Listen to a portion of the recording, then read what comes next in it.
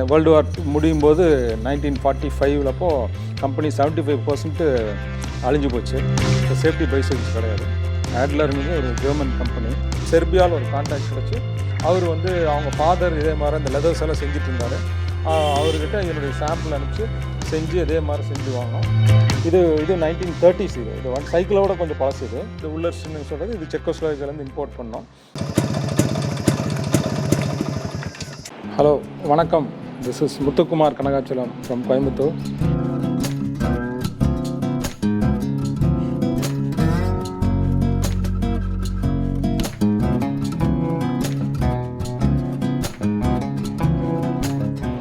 நான் இந்த பைசைக்கிள் பற்றி சொல்ல போகிறேன். நம்மகிட்ட நிறைய கொஞ்சம் பைசைக்கிள்ஸ் இருக்குது வேரியஸ் பீரியடில். இந்த பர்டிகுலர் பைசைக்கிள் பற்றி சொல்கிறேன். என்னுடைய யூனிக்னஸ் என்னன்னு சொல்கிறேன். இது ஆட்லர் சொல்லிட்டு ஒரு ஜெர்மன் மேக்கு. இதனுடைய மாடல் இது எக்ஸாக்ட் பேர் ஆட்லர் 3G டைப் 155. இது 1936 மாடல். மீதி உள்ள டெக்னிக்கல் டீட்டெயில்ஸ் எல்லாம் சொல்கிறதுனால இந்த ப்ரீஃப் ஹிஸ்ட்ரி பற்றி சும்மா ஜஸ்ட் ஒரு இன்ட்ரோ கொடுக்குறேன். ஆட்லர் கம்பெனி பற்றி சொல்ல போகிறேன். ஆட்லருங்கிறது ஒரு ஜெர்மன் கம்பெனி. இது ஹெயின்ரிச் கெய்ஸ்லர்னு சொல்லிட்டு ஒருத்தர் 1880 ஜெர்மனில் ஸ்டார்ட் பண்ணது. இந்த சைக்கிள் ஃபஸ்ட்டு அவர் சைக்கிள் மட்டும் இங்கிலாந்துலேருந்து இம்போர்ட் பண்ணிட்டு இருந்தார். அப்போல்லாம் இந்த மாதிரி சைக்கிள்ஸ் எல்லாம் கிடையாது. நார்மலாக இப்போ நம்ம ஓட்டிகிட்டு இருக்கிற மாதிரி. அப்போல்லாம் அந்த பார்த்துருப்பீங்க, பெரிய பெரிய வீலு சின்ன வீல்லாம் போட்டு இந்த மாதிரி வெலாசிபீடு இந்த மாதிரி வேறு பேர்லலாம் இருக்கும். அது இன்னும் தனி சப்ஜெக்டாக வச்சுருந்தாங்க. அப்போலாம் சேஃப்டி பைசைக்கிள்ஸ் கிடையாது. அது இங்கிலாந்துலேருந்து இம்போர்ட் பண்ணி இவர் ஜெர்மனில் விற்றுட்டு இருந்தார். பட் 1 இயர்க்குள்ளேயே இவர் ஆட்லர்னால் இங்கிலீஷில் ஈகிள், தமிழில் கழுகுன்னு வச்சுக்கலாம். ஆக்சுவலாக ஆட்லர் ஃபஹாட் ஒர்க் அப்படின்னு, அதாவது ஆட்லர் ஃபஹாட்னா ஜெர்மனில் பைசைக்கிள் ஒர்க்ஸ்ன்னு சொல்லிட்டு இவர் 1882 இவர் தனியாக இண்டஸ்ட்ரியல் சைக்கிள்ஸ் செஞ்சுட்டு நிறைய மிலிட்ரி ஆர்டர்ஸ் எடுக்கிறாரு. இண்டஸ்ட்ரியல் சைக்கிள்ஸ்னால் அது வேறு மாதிரி இருக்கும். இந்த மாதிரிலாம் கம்ஃபர்டபுளாக இருக்காது, பிரேக்கெல்லாம் இருக்காது. அப்படி தான் அப்படின்னு 1818 ஆரம்பிச்சது. இந்த ஆட்லருங்கிறது ஜெர்மனில். அப்போ இது ஜெர்மன்லேயே இதுதான் ஃபஸ்ட்டு பைசைக்கிள். இந்த சைக்கிள் சொல்ல இந்த பிராண்டு ஆட்லர். இது 1936, திருப்பி ரிப்பீட் பண்ணுறேன். 1936 3G டைப் 115. இது டெக்னிக்கலாக உள்ளே போவோம். அதுக்கப்புறம் ஆட்லர் அது மட்டும் இல்லை, அவங்க 1900 அதாவது 1900 ஃபஸ்ட்டு காரும் ஒன்று செஞ்சுட்டாங்க. 1902 மோட்டார் சைக்கிளும் செஞ்சுட்டாங்க.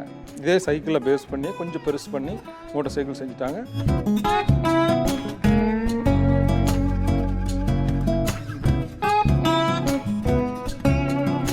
இதுக்கப்புறம் ரொம்ப ஸ்பெஷல் இவங்களுக்கு டைப்ரைட்டர்ஸ்.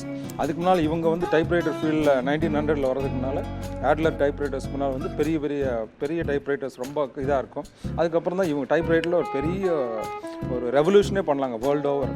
ரொம்ப காம்பேக்ட் டைப்ரைட்டர்ஸு, ரொம்ப கிளாரிட்டி உள்ளது, ஈஸியாக எடுத்துகிட்டு போகிறது. அதாவது ஸ்விங்கிங்னு சொல்லுவாங்க. ஸ்விங்கிங்னா கையில் எடுத்துகிட்டு போகிற மாதிரி ஃபஸ்ட்டு அது செஞ்சது இவங்க தான். நிறைய டைவர்சிஃபை பண்ணாங்க. இப்போது அப்படியே இது கன்டினியூஸாக நிறையா இது மாதிரி போயிட்டே இருந்து இது 1936 1939 வரைக்கும் காருகளும் அதே மாதிரி தான். காரும் செஞ்சாங்க ஆட்லரில் சரியாக ரொம்ப சூப்பர் மாடல்லாம் இருக்குது. ரொம்ப ரொம்ப யூனிக்கான மாடல்லாம் இருக்குது. 1939 வரைக்கும் நல்லா போயிட்டு வேர்ல்டு வார் 2 ஆரம்பிக்கிற வரைக்கும். அதுக்கப்புறம் வேர்ல்டு வார் 2லேருந்து நிறையா இதாச்சு. வேர்ல்டு வார் முடியும் போது 1945 அப்போ கம்பெனி 75% அழிஞ்சு போச்சு. அப்புறம் ஒரு 25% இருந்தது. அது ஆக்சுவலாக அந்த ஓனர் ஃபஸ்ட்டு சொன்னேன் இல்லையா, ஹெயின்ரிச் கெய்ஸ்லர், அவங்க ஃபேமிலி வந்தவங்க அதை எடுத்து மறுபடியும் ரிவைவ் பண்ணாங்க. 25% இருந்ததை சும்மா வீட்டில் வச்சு ஆரம்பித்தாங்க. 1946 அப்புறம் நிறையா க்ரோத்து. அதுக்கப்புறம் கம்பெனி டேக் ஓவர்.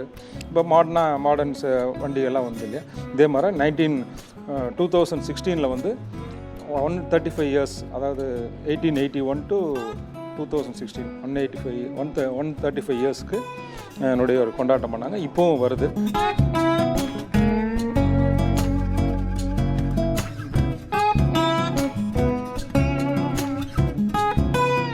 ரொம்ப ஸ்பெஷலான ஃபீச்சர் என்னென்னு பார்த்தீங்கன்னா, மற்ற எல்லாத்த விட இதில் வந்து மோட்டார் சைக்கிள் எப்படி கிராங்க் பக்கத்துலேயே, அதாவது இன்ஜின் பக்கத்தில் கிராங்க்குங்கிறது இன்ஜினு, அந்த எண்ட்லேயே கியர் பாக்ஸ் இருக்கும். மீதி சைக்கிள் இப்போ நீங்கள் லேட்டஸ்ட் வர்றது பார்த்துருப்பீங்க. அதுக்கு முன்னால் இப்போ இதே பீரியட் பிரிட்டிஷ் சைக்கிள் நம்மகிட்ட இருக்குது, அதை ஃபியூச்சரில் பார்க்க போகிறீங்க. அதெல்லாம் ஹப்புக்குள்ளே இருக்கும் கியர் சிஸ்டம். 3 இருக்கும், 4 இருக்கும். இப்போ லேட்டஸ்ட்டாக 7, 8, 10 கூட வந்துச்சு. ஆனால் வெளியில் நேக்கட் கியர்ஸும் இருக்கும். ஆனால் இதில் வந்து கிராங்க்குள்ளே இருக்கும். இது வந்து அது இப்போ தனியாக நாங்கள் பார்ப்போம் பாருங்கள். இதுக்குள்ளே வந்து கியர் பாக்ஸ் வந்து இங்கே இருக்கும். இங்கேருந்து இப்படி ஆப்ரேட் பண்ணிக்கிறது. இதுதான் இதனுடைய இந்த கியர் பாக்ஸ். இது வந்து ரொம்ப இதுதான் இந்த ஒரு வண்டியில் தான் இந்த மாதிரி கிராங்க்குள்ளே கியர் பாக்ஸ் வந்தது. அதான் 3Gன்னு சொல்லுவாங்க. இதனுடைய அந்த உள்ள செட்டப் எல்லாம் வந்து நீங்கள் பார்ப்பீங்க. இந்த விஷுவல்ஸ் கொஞ்சம் வரும், அதில் பார்ப்பீங்க.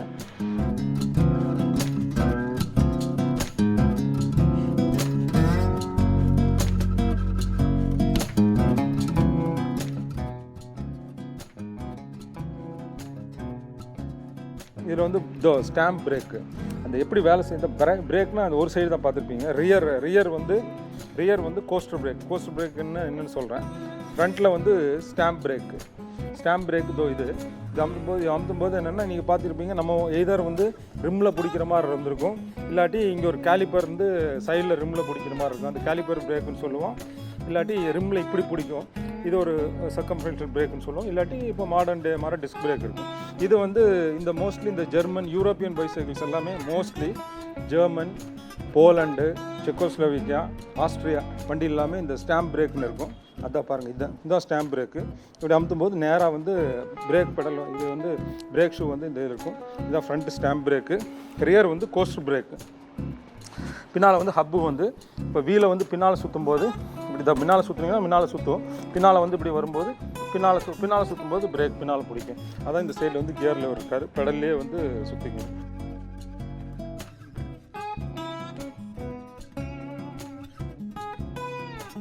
ரைட். அதுக்கப்புறம் பார்த்தீங்கன்னா இப்போது இது வந்து டூல் பேக்.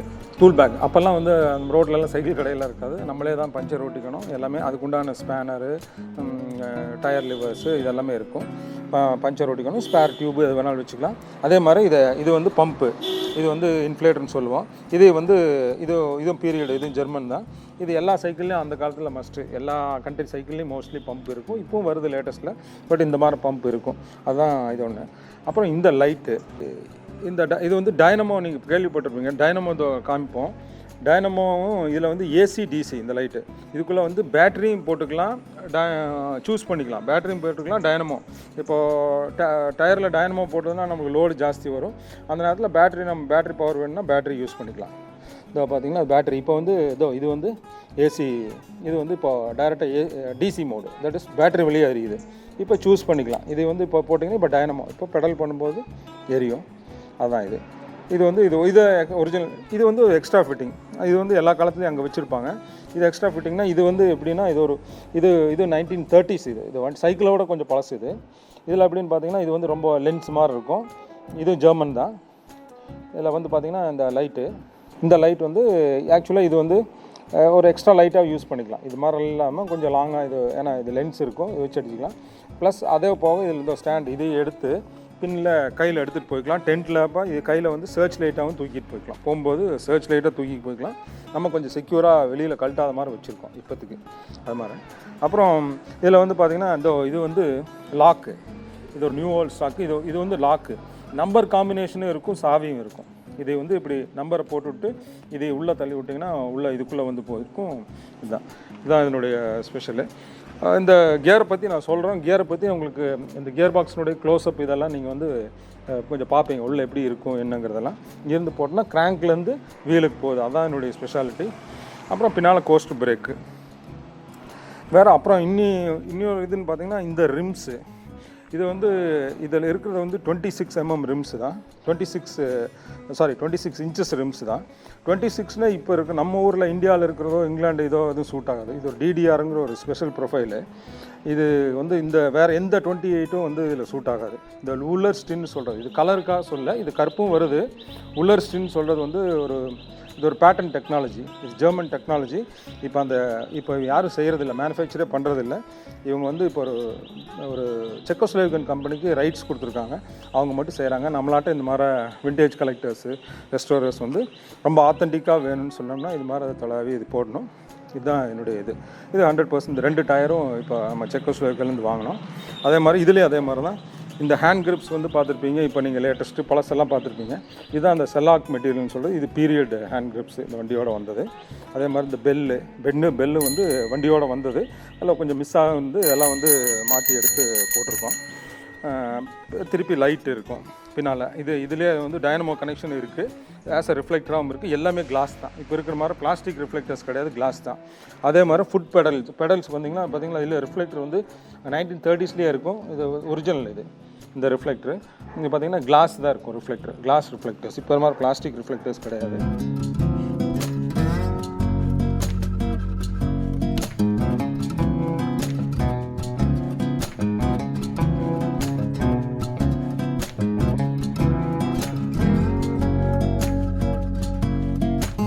இப்போ இந்த ஆட்லர் 3G இந்த 1936 மாடல் இந்த பைசைக்கிள் வந்து நம்ம வாங்கினப்போ ஒரு 3 இயர்ஸ்க்கு முன்னால் இந்த மாதிரி இல்லை. அது எப்படி இருந்துன்னு அது காமிக்கிறோம். கொஞ்சம் பழைய ஃபோட்டோஸ் காமிக்கிறேன்.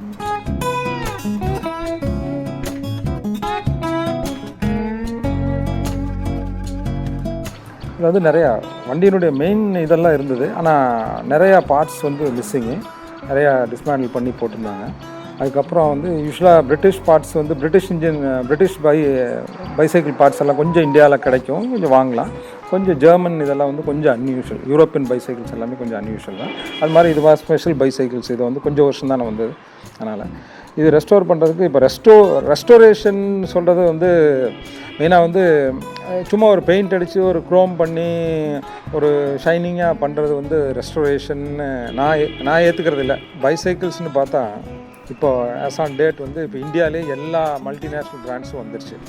இன்ஃபேக்ட் ஆட்லரில் இங்கே வரலையே இல்லையா, நிறையா பைசைக்கிள் மாடல்ஸ் வந்துருச்சு. அப்புறம் நம்ம எதுக்கு அப்போது இந்த வண்டி எதுக்கு நம்ம எடுத்து இப்போ ரெஸ்டோர் சும்மா பெயிண்ட் அடித்து பண்ணுறதுல வந்து பாயிண்ட் இல்லைன்னு நான் நம்புகிறேன்.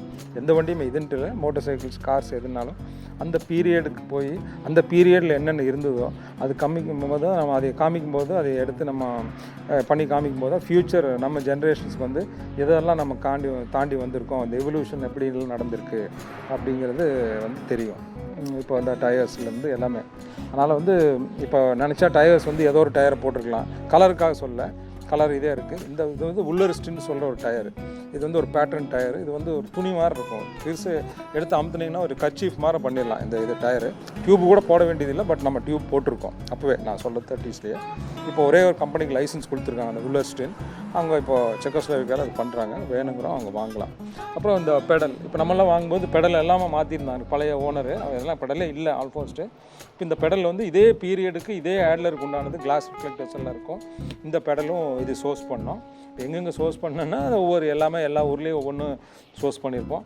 அதே மாதிரி இப்போ இதையெல்லாம் கழட்டி சர்வீஸ் பண்ணோம். கியர்லாம் கொஞ்சம் ப்ளே இருந்து எல்லாம் கழட்டிட்டு இதெல்லாம் பண்ணோம். அப்புறம் வந்து பெயிண்டிங் ஸ்கீமு, இது 2 டைப்பு பெயிண்டிங் ஸ்கீம் வந்தது. இது கொஞ்சம் இந்த பீரியட்லேயே 2 டைப்பும் வந்தது. அதில் என்னன்னு சொல்ல பிளெயினாக இருக்கும், இந்த பின் ஸ்ட்ரைப்பிங்னு சொல்லுவோம், இந்த கோடு போடுறது. அப்புறம் சரின்னு சொல்லிட்டு இது வந்து ஒரு ஒரிஜினல் கம்பெனியோட இது. இப்போ நம்ம ஃபுல்லாகவே ரீபெயிண்ட் பண்ணியிருக்கோம். ரீபெயிண்ட் பண்ணாலும் இது எல்லாமே இந்த டீகால்ஸ் வாட்டர் டிரான்ஸ்ஃபர்ஸ். இது வந்து ஸ்டிக்கர்ஸ் கிடையாது, வாட்டர் டிரான்ஸ்ஃபர்ஸ் இது அப்படியே மர்ஜாக இருக்கும். இதே மாதிரி இந்த ஸ்டிக்கர்ஸ் எல்லாம் வந்து அங்கேருந்து இம்போர்ட் பண்ணோம். அதே மாதிரி இந்த ஹேண்ட் கிரிப்ஸ் எல்லாம் இல்லை, இது பீரியட் அந்த 1930ஸ்ல வந்து செல்லாக் கிரிப்ஸு. அப்புறம் இந்த லைட்டெல்லாம் நம்ம இந்தியாவிலே சோர்ஸ் பண்ணியிருந்தோம். முதலே சோர்ஸ் பண்ணி வச்சுருந்தோம், எதோக்கும் ஆகட்டுமேன்னு சொல்லிட்டு. அது இந்த ஜெர்மன் லைட்டு. அப்புறம் இந்த நம்ம வாங்கும்போது இந்த மோனோகிராம் எல்லாம் இல்லை. இந்த மஸ்கட், இந்த ஆட்லருங்கிறது கழுகு தான், அது இல்லை. அதெல்லாம் அப்புறம் 2வது சோர்ஸ் பண்ணோம். யூரோப் கண்ட்ரீஸில் சோர்ஸ் பண்ணோம். அப்புறம் இந்த டைனமோலாம் இருந்தது. அப்புறம் இந்த சீட்டு வந்து பார்த்தா இதே தான், ஒரிஜினல் சீட்டு தான். ஆனால் இந்த லெதர் ஃபுல்லாக, ஏன்னா இத்தனை வருஷம் ஆயிடுச்சு இல்லை, ஆல்மோஸ்ட் நியர்லி 80 இயர்ஸ்க்கு மேலே ஆயிடுச்சு இல்லை. அதனால் இந்த லெதர் பார்ட் வந்து ஃபுல்லாகவே கம்ப்ளீட் யூஸே பண்ண முடியாத ஆயிடுச்சு. இதெல்லாம் ரஸ்ட்டாக இருந்து இதை எடுத்து கம்ப்ளீட்டாக எல்லாமே ரீஃபர்பிஷ் பண்ணிவிட்டு இந்த லெதருக்கு என்ன செய்யறதுன்னு பார்க்கும்போது எந்த லெதரும் இதுக்கு எக்ஸாக்டாக சூட் ஆகாது. அப்போ பார்க்கும்போது செர்பியாவில் ஒரு கான்டாக்ட் கிடச்சி அவர் வந்து அவங்க ஃபாதர் இதே மாதிரி இந்த லெதர்ஸ் எல்லாம் செஞ்சுட்டு இருந்தார். அவர்கிட்ட என்னுடைய சாம்பிள் அனுப்பிச்சு செஞ்சு அதே மாதிரி செஞ்சு வாங்கினோம். அதே மாதிரி இந்த டூல் பேக்ஸ், இந்த டூல் பேக் வந்து இந்த ஆட்லருக்கு இப்படி தான் வரும். இது தனியாக ஒருத்தர் ரைட்ஸ் வாங்கி வச்சுருக்காரு அந்த ஃபேமிலியில், அவர்கிட்ட தான் இது செஞ்சு இது வாங்கினோம். அதே மாதிரி இந்த பெல்லெல்லாம் இல்லாமல் இருந்தால் அவர் ஏதோ ஒரு லேட்டஸ்ட் பெல்லு போட்டு வச்சுருந்தார். இந்த ஒரிஜினல் பெல்லு போட்டு வச்சுருந்தோம். அந்த லைட்டு, அதே மாதிரி டயர் வந்து இந்த உள்ளர்ஸ்ன்னு சொல்கிறது இது செக்கோஸ்லோவாக்கியாலேருந்து இம்போர்ட் பண்ணோம். மீதி இப்போ இதெல்லாமே அதுதான், இந்த பம்பு இதெல்லாமே கிடைக்குது. பட் எல்லாமே இங்கே கிடைக்காது ஆத்தென்டிக்காக. இப்போ வேணும்னா சும்மா ஒரு பெயிண்ட் அடித்து நிக்கல் பண்ணுற அப்படி இருந்ததுன்னா ஒரு நிக்கல் பண்ணி நம்ம பார்க்குறக்கு ஒரு மாதிரினா நம்ம எல்லாமே அது சிம்பிளாக பண்ணிட்டு போயிடலாம். இது மாதிரி எடுக்கும்போது டைம் எடுக்கும், டைமு, மணி, மானிட்டரி எல்லாமே இருக்குது. அது மாதிரி வந்து பார்க்கும்போது இந்த மாதிரி இருக்குது. அப்படி பண்ணும்போது தான் நம்மளுக்கு இருக்குது. இப்போ எல்லாமே இந்த மாதிரி இந்த இதெல்லாம் வந்து நம்ம ஊரில் யாருக்கும் இது பண்ணி பழக்கம் இல்லை. நம்மளும் இது வரைக்கும் இது பண்ணதில்லை. இந்த மாதிரி பின் ஸ்ட்ரைப்பிங்கு, இதுக்கப்புறம் எப்படி பெயிண்ட் ஸ்க்ராட்ச் ஆகாமல் எப்படி மாட்டுறது, வீல் எப்படி த்ரூ பண்ணுறது, இது நம்மளுக்கே புது எக்ஸ்பீரியன்ஸ் தான். நம்ம வெளியிலேருந்து யூடியூப்பு எக்ஸ்பர்ட்ஸ் கிட்ட கேட்டுட்டு அதை வச்சு இது நம்மளே தான் ரெஸ்டோர் பண்ணிக்குவோம். இந்த வண்டியெல்லாம் நம்மளே ரெஸ்டோர் பண்ணிக்குவோம். பெயிண்டிங் மட்டும் வெளியில் கொடுத்து பண்ணுவோம். அதுவும் நம்ம ஆளுக்கு தான், நம்ம பெயிண்டரை வச்சு நம்ம பண்ணிக்குவோம். நம்மளே தான் ரெஸ்டோர் பண்ணிக்குவோம். தேங்க்யூ.